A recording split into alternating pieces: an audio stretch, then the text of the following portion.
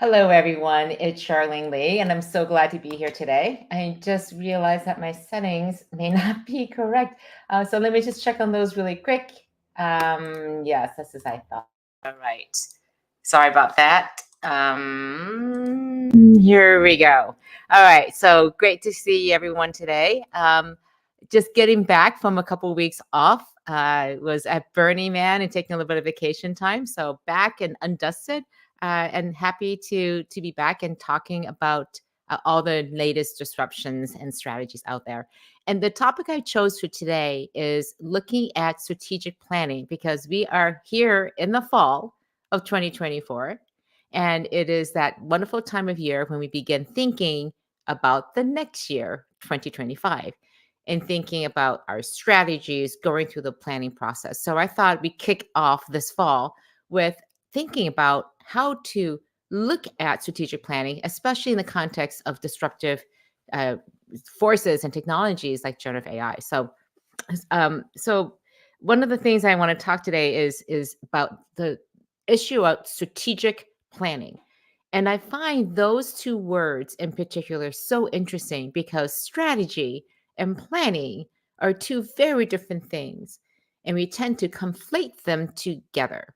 So today, what I would love you to do, first of all, is to share where you're coming from and how you're thinking about approaching strategic planning in your organization. How have you done it in the past? How will you do it this year? What is going to change with all of these new things happening, especially with generative AI? It's clearly here to stay. So, how are you incorporating generative AI into your strategic planning process? So, please, I would love for you to share that. And today I'm going to get started with a lot of slides, and you can see those also here at charlenelee.com/AI strategic planning. And I'll try to post them into the comments too as well. Let's see. Okay, I can put it there. And if somebody could share it back into LinkedIn, I would appreciate it too, because for whatever reason, I can't post onto there. But again, please share where you're coming from. Love to hear from you. And also, how do you approach strategic planning? And so one of the things that I think is so interesting is how you think about strategy. And I turn to my mentor and strategy guru, Roger Martin, who was at the dean of the Rotman School of Business at the University of Toronto. I also worked for the company where he was a partner, Monitor Group, for several years. And that's where I got my hands really, really deeply into the whole strategy planning process very early in my career, right out of college. So, one of the things that Roger talks about is the difference between strategy and planning. And I love this graphic that has it here. Let me get rid of some of these banners so it's easier to see. And the way that he puts it is that strategy is very different planning. And if you think about planning, it's typically the plan that you have, a series of projects with executions and responsibilities laid out with deliverables. And that's what we think of as a strategic plan. But strategy is something that's very, very different. Strategy is simply a set of integrated choices. This is Roger's definition, a set of integrated choices that position you to win. And this is what I think is so important that we lose sight of. We kind of know what we need to do on a day to day basis, but why are we doing this? What are the choices that we make as an organization collectively to position us to win vis a vis and relationship to our competition? And this is all in service of serving our customers better, more efficiently, in a way that meets their needs. And so, what are we going to do? What are the choices we make, the hard choices we make to be able to win? And what I find in working with organizations and their leaders is that we often are not talking about strategy, we're talking about planning. And I like to say that at the end of the year, we're pulling together a plan, and it's typically a budget. It's a 12-month plan of how we're going to spend money, who is going to be responsible for it, who gets how much, and what are the people signing up for deliverables. That is a plan, that is a budget. It is not a strategy. And so today I want to go down a little bit deeper into the strategic planning process with a focus on how these two things fit together, and then wrap in the role of generative AI in the strategic planning process. And this is more than just saying, oh, we got to have AI in the process. It's really about how do you integrate generative AI into the strategic planning process itself? And how do you use it to help you get a better sense of where you can play to win? So let's see. We have a couple of people here joining us today. We have Jalal from Morocco. Thank you so much. Love Morocco. Had a chance to visit that there in 2021. And Jay, thank you so much for posting the slides up here too as well. Always great to have you, Jay, coming in from Rockford, Illinois. And here's what he says. We are looking at options with AI tools to help us with content and sales strategy. Jay, if you want to give a little bit more detail and some color into how you're using AI to create content and sales strategy, that I think people would find that very, very helpful. All right, I'm looking here, a little here. And Jalal says, for me, strategy is more about choosing what not to do. I think that's a great point, Jalal, because sometimes I say strategy is about choosing what you will do, but also what you won't do. Again, it's choices. So let's get into what strategy looks like. So, just a deeper dive into the elements of strategy and planning. So, strategy, as I talked about, are choices, integrated choices that you make. How do you position yourself? Where are you going to play? Where are you not going to play? As Jalal was talking about. And then, very specifically, how are we going to win? What is our unique secret sauce? The combination of the people here, the products and services, the knowledge, the experience we have that's going to allow us to win. And then planning is also very important. It's the projects, the timelines. What are we going to actually do? Our deliverables. How are we going to pay for all of this? And very importantly, who is responsible for pulling this all off? Now, very clearly, strategy can't live without planning. But just as importantly, planning can't live without strategy. And what I find is most strategy departments are really good at planning. They're good at putting together these projects, the timelines, but we sometimes miss the boat when it comes to strategy.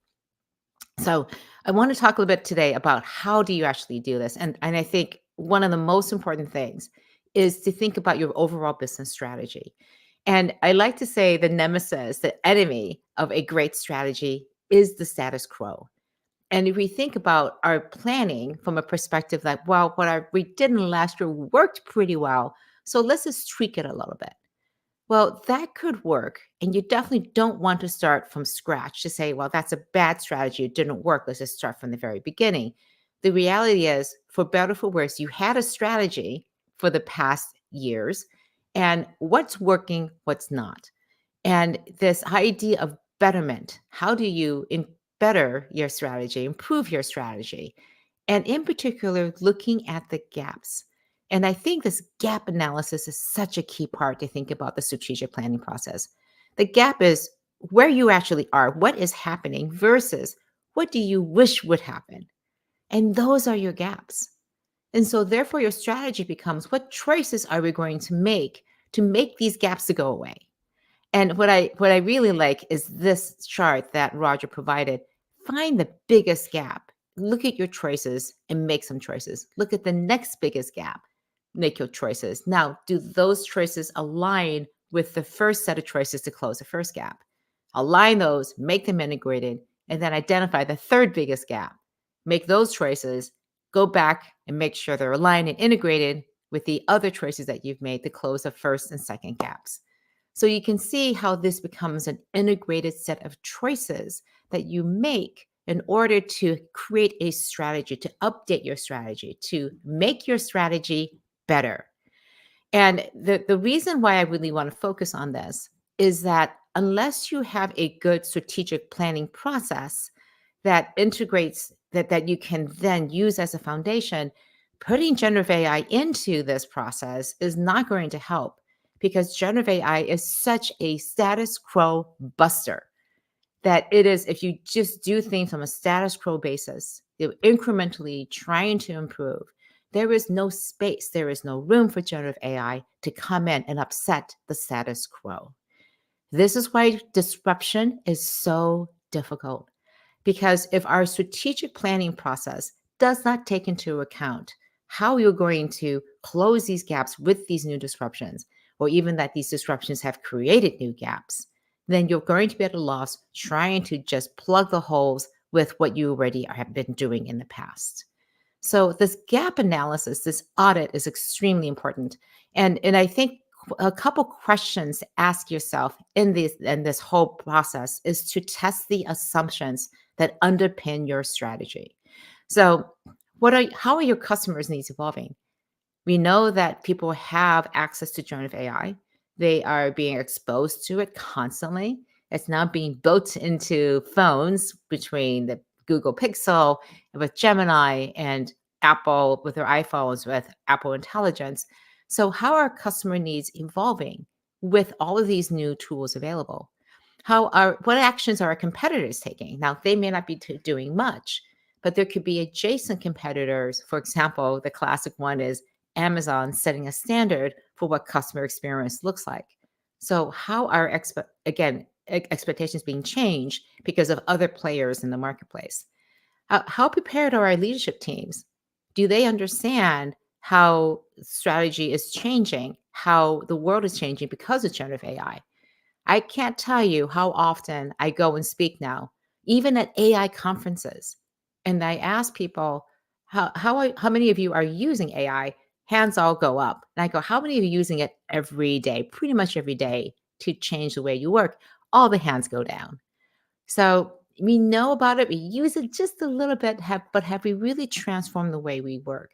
And so until your leadership teams, the first two levels of leaders are actively using AI, can see the potential, it's going to be very difficult for them to lead and to think about strategically how to integrate it into the strategy.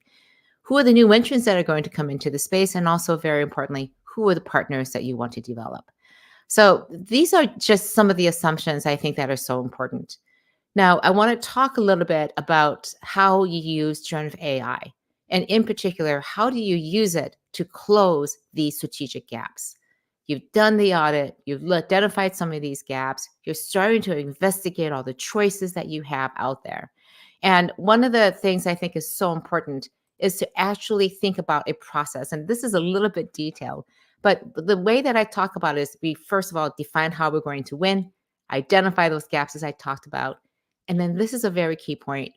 Use generative AI itself to do the research, to get insights into looking at all of the choices and the options.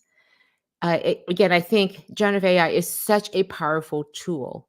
It's one thing to think about all the uses in the company, but I think one of the most strategic ways to use it is to actually help you with your strategy. What are the ways that customers are changing? How are competitors using it?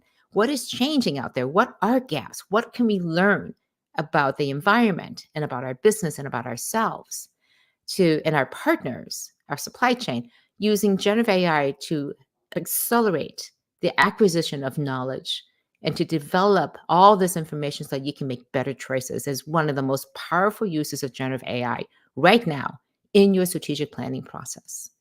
And then from there, you have to assess your capabilities and also what's feasible against those choices that you want to do, those actions that you want to take, and what can be done. How much do you need to invest? Where do you need to divest? Where do you need to shift resources?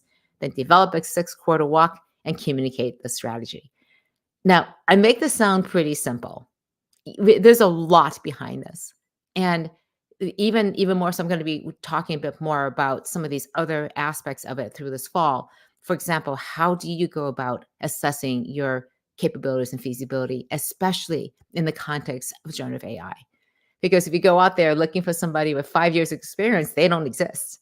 So how do you think about that? I've talked about the 6 quarter walk a bit. I'll do that again, but I also want to go into how do you communicate the strategy, which is so important. Now, one of the things I do want to emphasize here is that a lot of this is again something that's already being done by most organizations. I think that most organizations are very good at doing strategic planning. Again, the planning part in particular, but using generative AI, how it fits into the organization is a very, very different activity. And I think one thing in particular that's super important is to think about how to create all the different examples and the cases that you want to put together. So I want to go through this a little bit more and talk about this, and then we'll take. I see quite a few comments here too, so I want to get to those as well. Please ask questions that you may have. Would love to talk about that too. So planning out execution expectations as part of the 6 quarter walk, I think is very important. What are the applications and use cases? And I'll talk about that in a second of how you would use generative AI. And then what are the implications about the capabilities that you will need over the next 6 quarters, over the next 18 months? And also, how do you think about the results? And the result of this becomes what I call the 6 quarter walk. And the beauty of the 6 quarter walk is that it lays out in detail over the next 6 quarters. This is your plan of how to execute the strategy. But it's also very important that it's a rolling 18-month plan.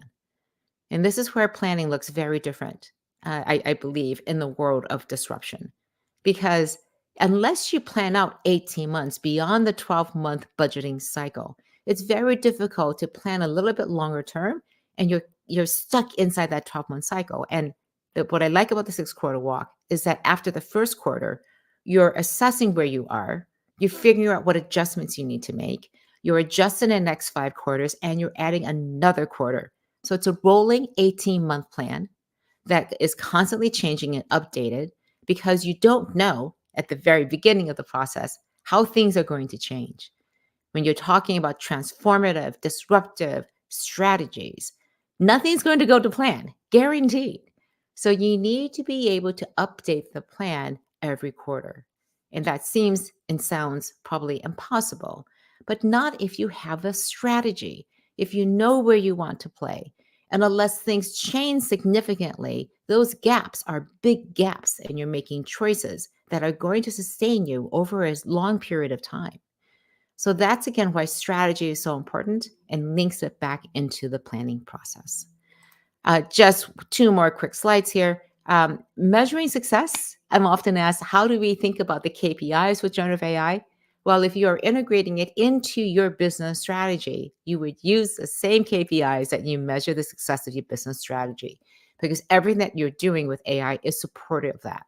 Now, there will be some tactical metrics inside of the use of generative AI to ensure that it's operating at the level you want to, but those are operating metrics. The business metrics, the key performance indicators you want to use, are the ones that are consistent with your business strategy.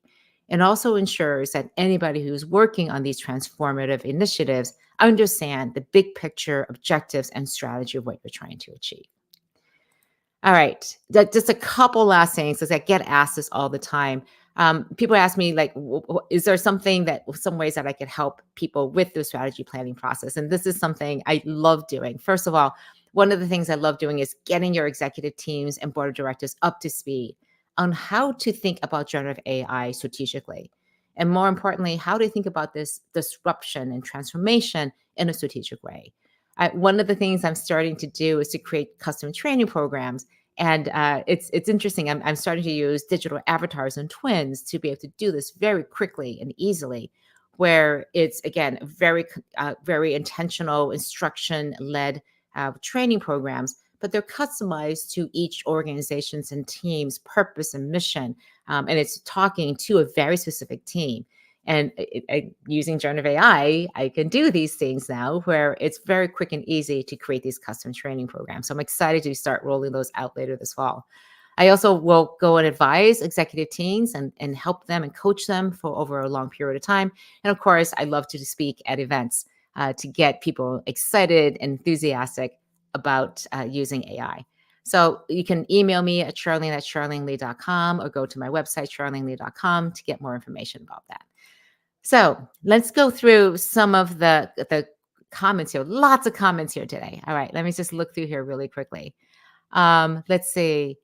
Jay, okay, here's a bit more details from Jay. Doing a beta test of solutions that creates content for pharma social media that does a compliance check that will save money and time. This is such an interesting thing. I was recently speaking with the CMO of Pfizer, and one of the things that they're talking about is being able to create content that is going to be much more easily approved internally by the compliance and risk people. So I think, again, being able to create content very quickly that can be approved and reused over and over again is a great use. So thank you, Jay, for sharing that in particular. Let's see, Dan Perez, thank you so much for joining today. It's important to me to make sure we have deep data to feed the strategic planning process. And Dan, I would love to hear also just to share a little bit. How do you ensure that the data is deep? How do you know that it's deep enough? Where are you getting it? And I think, again, using generative AI is a great way to get more data to make better informed choices. So thank you for sharing that. Let's see. Let's see. Jay has another comment here. Would need to use AI daily. It has made a huge difference. Again, I talk about the knowing, doing, leading gap. And while we know about it, not that many people, about 20% of people right now, professionals, are using it on a regular basis. And unless you're using it, it's very hard to lead with it. So again, Jay, just reinforcing that. Jay Johnson here has a very interesting point. What does winning mean? So is it zero sum to have shared victories, a customer as a community? Can AI assist in narrowing or broadening solutions? Exactly, Jay. I think this is a key question. What do we define as winning? Which stakeholders are winning? Jay and I have this constant conversation around stakeholder value. And the one thing here is winning usually connotes that somebody's losing. But with stakeholder approaches, you're trying to find win-win solutions. So, what is your definition of winning? And it may not necessarily be the same with anybody else, even on your executive team. So, what does it mean to win? This is where strategy comes in. And I've oftentimes said that is it really clear how we're winning? And in particular, how are we helping our customers win? So I believe that strategy should be focused on our customers and the needs of our future customers in particular, because it's the future that we're aiming for. What are the things we will do to meet those needs? That is our strategy. And then the third thing is, does everybody in the organization understand those first two things and understand what their role is in making that strategy a success? Excuse me. So, and again, that alignment is such a key part of the strategy. And the planning is making sure everyone understands what everyone else is doing to make that strategy a success. So let me see if there's any other a couple other comments here. We have Catherine here chiming in. Thank you so much for joining. The key elements of creating a strategy with Generative, I'm glad you like it. And this is a comment here. For everything in measuring success, informed decision making. Love this list. Thank you so much for sharing this. These are great, cool tools. And I really like the accountability, the alignment, risk management, and stakeholder confidence and buy-in. Thank you for sharing this. I want to definitely dig into this a bit more because these are really great success metrics. They're much more, I think, holistic and encompassing than some other ones that you typically have seen that are much more numerical, but these all can have numbers behind them too as well. But I love the intent behind all of these metrics. Let's see. And then Dan has one last comment. I find Gen AI for research pairs well with quantitative data, but not so much for qualitative research. We need both to inform strategic planning. So that's very interesting because I do find that, again, generative AI is fantastic at being able to crunch data with quantitative data. Qualitative research is a little harder, but Dan, I wanted to say that one of the most interesting uses for me in terms of my research, as you can imagine, I do tons of interviews. And it's difficult to necessarily parse across those qualitative interviews to be able to find the meaning and the trends across them. And so, what I love is taking open ended responses, especially if there are many, many of them, and using generative AI to find the trends in there and turn that into quantitative data. Again, that's typically very difficult for existing statistical tools to do that.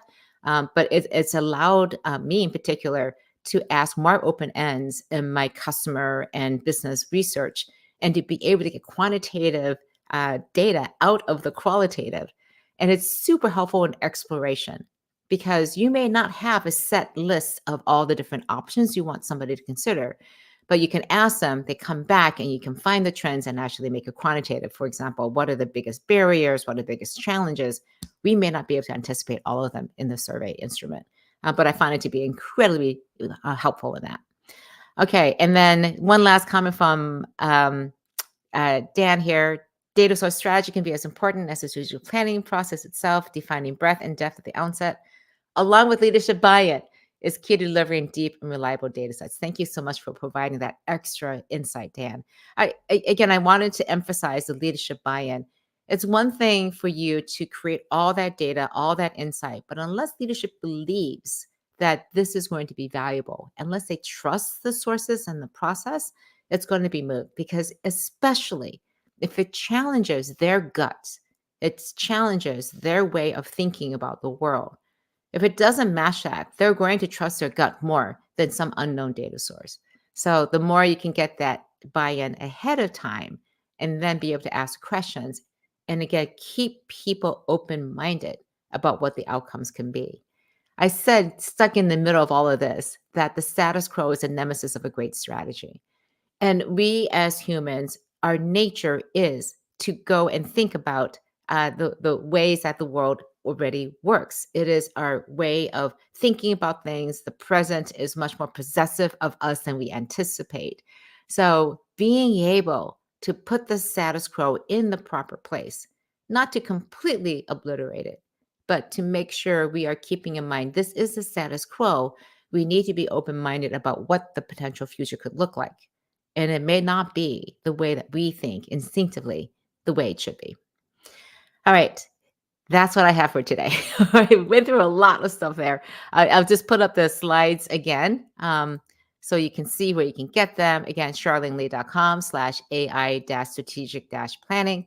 And I will be off next week. I'll be at a bunch of various meetings and speaking and on the road. So join me in 2 weeks. And I'm shifting the day to Wednesday because I'm actually speaking at HR Tech in Las Vegas. And so join me on Wednesday, September 18th at 9 a.m. Oh, I've got the wrong date. It is wrong date. Let me just fix this. It's September 25th. Let me just change that so it's in the right place, and I'll show that. September 25th at 9 a.m. For the next live stream, which should be about how is work going to be transforming in the AI era. I will be doing a lot of work that week with HR Tech, speaking at the SHRM Executive Network meeting on Thursday. So HR will be very much on my mind. And I wanted to share just what are the things I'm seeing in there, what are the things I'm hearing from these two conferences. And again, just talking about the transformation of work, because we know that AI is transforming work. All right, I think that's what I have for today. Again, thank you all for joining today. I really appreciate the comments and the questions that you all had. This live stream wouldn't be the same without you joining. So again, thank you so much. I'm so grateful for your insight, for your comments, and your participation. And I will see you again in 2 weeks. Take care until then. Bye-bye.